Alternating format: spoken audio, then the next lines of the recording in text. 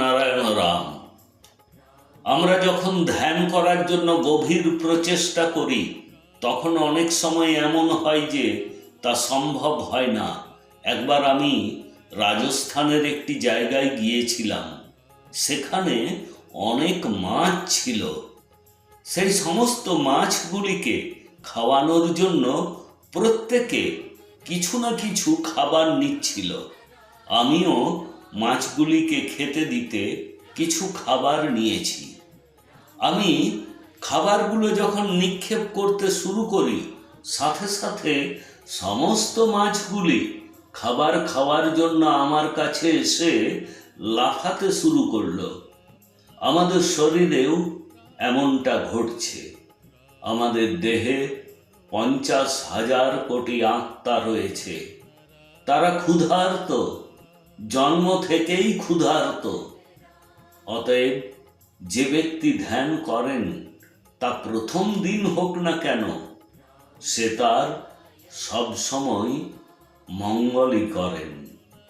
যখন আমরা ভালো কিছু মনে করি বা খারাপ কিছু চিন্তা করি, তখন বিবেক সে সব কিছু জানতে পারে বা জানে।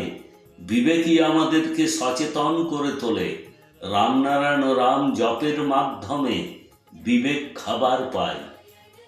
তাই আপনি যখন ধ্যান করবেন তখন আপনার অন্তরে বাইরে চিন্তা ভাবনা আসবে, তবে কিছু সময়ের পরে এটি নিজে নিজেই চলে যাবে, আর কোনো চিন্তা আসবে না। আপনি পুণ্যও পাবেন, শরীরও ভালো থাকবে। আমাদের অভ্যন্তরে সমস্ত আত্মা জাগ্রত হয়ে উঠবে। সহজে আপনার বৃদ্ধ অবস্থা আসবে না। আমাদের স্বেচ্ছা মৃত্যুর অধিকার রয়েছে, তবে গাছ, সূর্য, জল, বায়ু, পৃথিবীর স্বেচ্ছা মৃত্যুর অধিকার নেই। তাদেরকে অবশ্যই মরতে হবে, কারণ তারা বিশ্রাম নিতে পারে না, ঘুমোতে পারে না। তাদের এসবের ওপর কোনো অধিকার নেই। তবে মানুষের এই সমস্ত কিছু করার অধিকার রয়েছে। একজন ব্যক্তির বিবেকের সাথে পিতা পুত্রের মতো বাঁচা উচিত। আপনি যখন সম্পূর্ণরূপে মুক্ত থাকবেন তখন ধ্যান করুন। মানুষের ঘুমানোও খুব প্রয়োজন।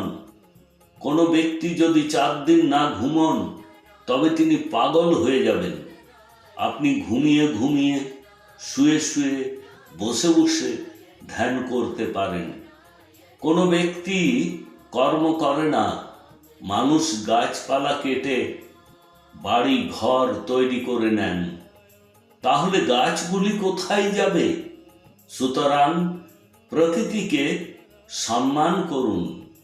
যদি ভয় পেতেই হয় তবে প্রকৃতি এবং আপনার বিবেককে ভয় পান। বিবেকের আসল নাম রাম নারায়ণ রাম। জীবনে কাউকে ভয় পাবেন না, কারণ ঈশ্বর আল্লাহ আমাদের দাস। মহাকাশ, জল, পৃথিবী আমাদের দাস। হিন্দু মুসলমান উভয়েরই রক্ত এক, উভয়ের প্রকৃতি এক। তাহলে আমাদের সকলকে কে আলাদা করেছে? প্রকৃতির সংবিধান, প্রকৃতির ধারণা, প্রকৃতির শিক্ষা, প্রকৃতির ভিত্তি প্রত্যেকের জন্যই, যা বিনামূল্যে পাওয়া যায়। কেউ ধর্ম নিয়ে জন্মগ্রহণ করে না। প্রতিটি মানুষ মহাকাশের ধর্ম নিয়ে জন্মগ্রহণ করে, আর বিবেক প্রজ্ঞা আমাদের ঈশ্বর। তাহলে পৃথকভাবে ধর্মের প্রয়োজন কি? পৃথিবীতে এত ধর্ম সত্ত্বেও মানুষ ক্ষুধার্ত থাকে। থাকার জন্য বাড়ি নেই, স্কুল কলেজ নেই, হাসপাতাল নেই। তাহলে এটা কেমন ধর্ম? যে ধর্ম আমাদের সেবা করতে পারে না, সেই জাতীয় ধর্ম না থাকাই উচিত।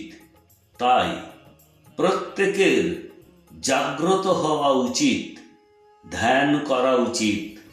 ধ্যানের মাধ্যমে সব কিছু ঠিক হয়ে যাবে।